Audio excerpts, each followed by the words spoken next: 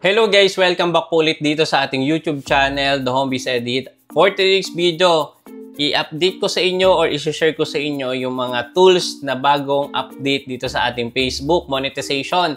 Malaking magiging tulong nito para makaiwas tayo sa copyrighted issue, shared revenue na tinatawag, o yung mga unoriginal content na bumababa yung ating distribution ng video or bumababa yung mga engagement natin. So, napakalaking tulong ng update na ito ni Facebook para sa mga content creator katulad mo. So ngayon, nandito ako sa ating official Facebook account.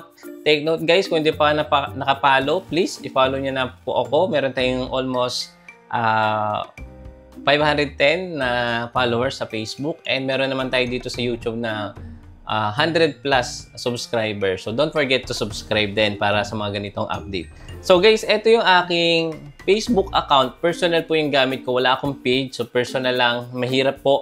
Lalo na kapag sobrang busy kayo, hindi na natin na ma-manage yung ating mga page or personal. So lalo siyang bumababa yung distribution. So I highly suggest kung kaya nyo naman i-maximize yung full potential ng inyong monetization sa inyong Facebook. Kung meron kayong personal, meron din kayong page, better po yon. So mas malaki po yung ating kikitain kung marami tayong mga content na napoproduce dito sa ating social media channel or sa mga social media asset natin. So ngayon, nung nag-upload ako ng Reels, no, ito yung nadagdag. So i-share ko na kaagad sa inyo para mabilis tayo. So sample ito. Ayan. So ito yung i-share natin sa Reels. And then i-click natin tong next. Ayan. So meron dito guys, wait.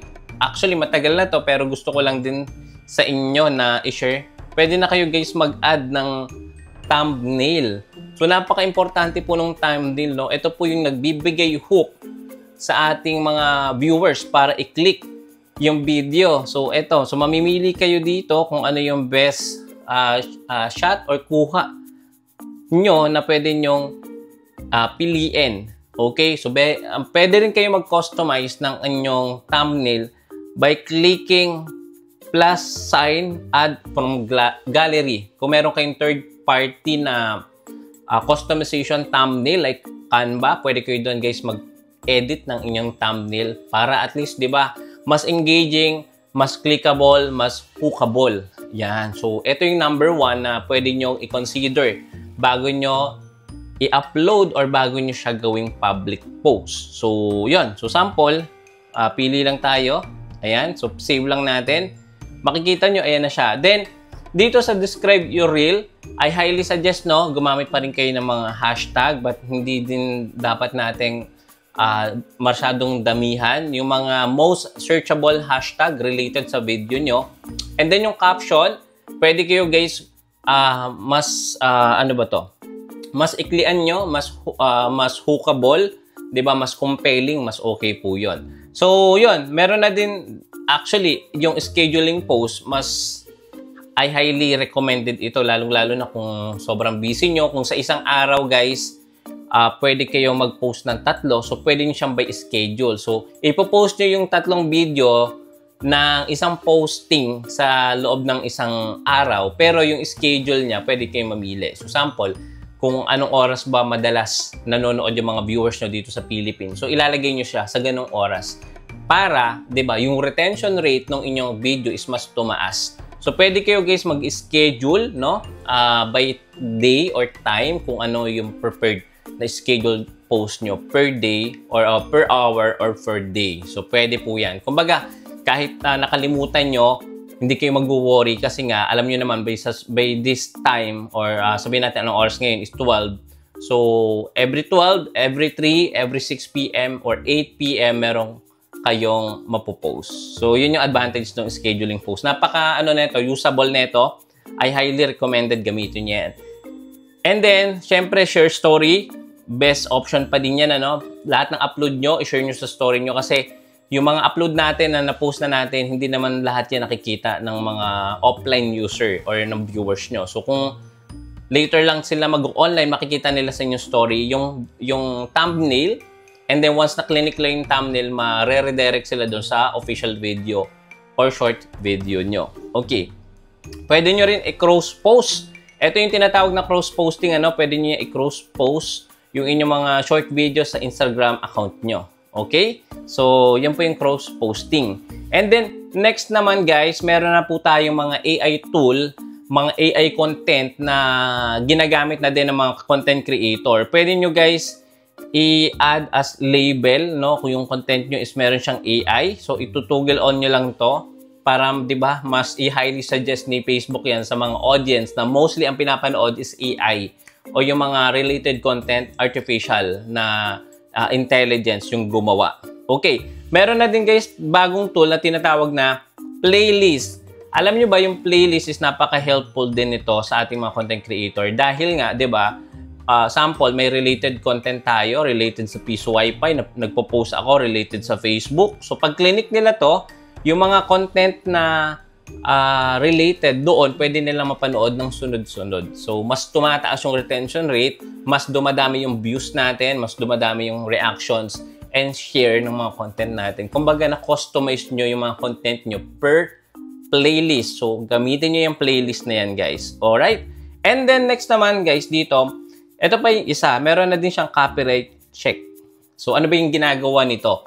Bago po ma-post or bago maging public yung inyong mga reels or even video, sine-check muna po yan ni system ni Facebook kung ito ba is merong copyright, merong similar sound na pwedeng ma-freeze or ma-freeze yung inyong monetization or ma-hold yung mga earnings nyo.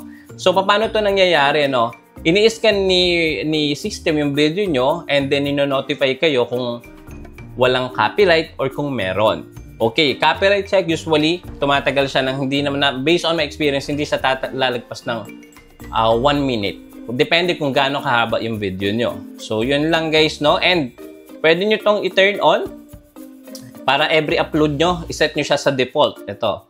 Para every upload ng video nyo, kung meron kayong nilagay na music, may scan kaagad ng copyright check na bagong update dito kay Facebook. So, gamitin nyo to para mas makaiwas tayo sa mga copyrighted audio or soundtrack dito kay Meta. So, again, kapag na-detect na merong mga copyrighted music or background, bumababa yung distribution, bumababa yung engagement.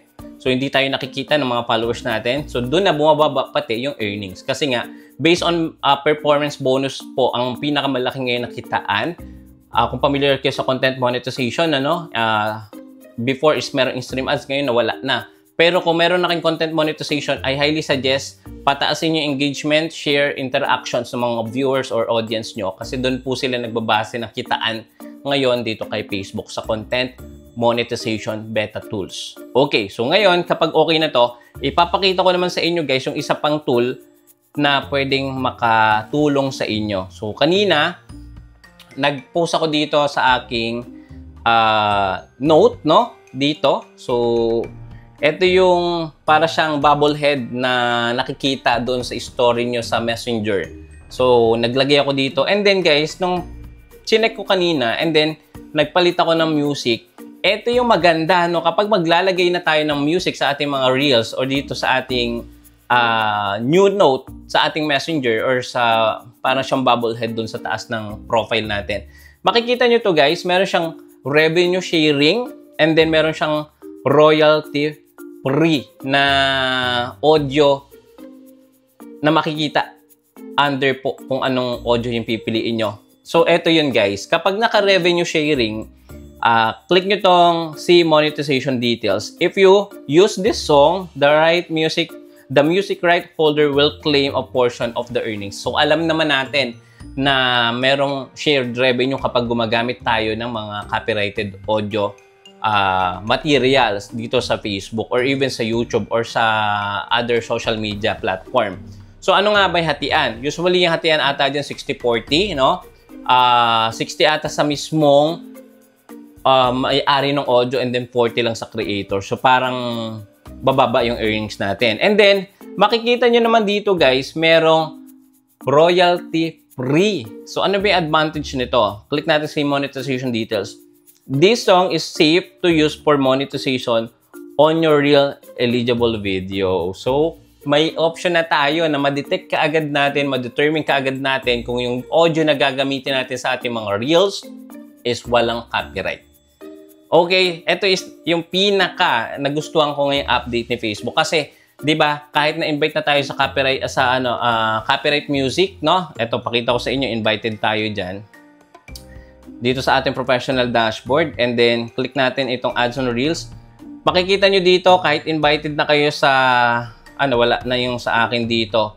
Yung pwede tayo mag-add ng music, no? Na wala tayong mga copyright. Huwag kayo maniwala dahil ang dami ko pa rin copyright. Makikita yung mga video or audio nyo na merong copyright. Punta kayo dito sa may help and support. Then punta kayo dito sa account support inbox. Makikita nyo guys dito yung mga audio na ginamit natin na merong eto, pakita ko, your alerts. Click nyo yung your alerts. Ayan, ito yung mga video natin na merong copyright. Ayan, oh, di ba? So, sample, itong video na to, na ginamitan ko ng audio. So, ayan, hindi siya ma-play kasi nga copyright. So, ang option dito, para mawala yung your dispute was accepted. So, dinispute ko to. So, ayun, depende kung mag-a-appeal kayo. Kapag hindi na-approve yan, automatic walang earnings yung video nyo. So ngayon, dahil nga may update na tayo no, sa ating mga using of song dito sa Reels o sa mga video natin, mas madali na para sa isang creator na, di ba, ma-determine yung copyrighted materials or audio na gagamitin. So, ito yung pinaka nagustuhan ko sa update ngayon ni Meta. Ayan. So, I highly suggest kung gagamit kayo ng audio or background audio sa inyong mga reels, piliin nyo yung royalty free para wala po yung issue na mangyayari sa inyong mga uploaded video. So, pwede pa kayong mamili ng marami marami pang mga royalty free dyan. So, try natin mag-play ng isa. So, wait natin to. Ayan, pili na lang kayo ng mga upbeat sound. Depende kung anong genre ng video nyo. Ayan, ito yung mga royalty free. But again guys, hindi ko sinasabi din na baka wala nang copyright na mangyayari. Pero posible mag-claim pa rin kapag sumikat naman yung mga kanta na yan. So, again, pag-isipan nyo kung kukunin nyo yung buong audio or pwede nyo i-clip ng 5 seconds or mas mababa. May mga audio clip lang talaga. And then, hinaan nyo na lang din masyado yung sound. So yun lang guys, maraming salamat at kung nagustuhan mo yung ating video ngayon, please don't forget to subscribe, share this video para mas marami pa tayong matulungan ng mga content creator na makaiwas sa mga violation gamit itong bagong update dito kay Facebook Monetization Tools. Maraming salamat, see you again sa next video. Bye-bye!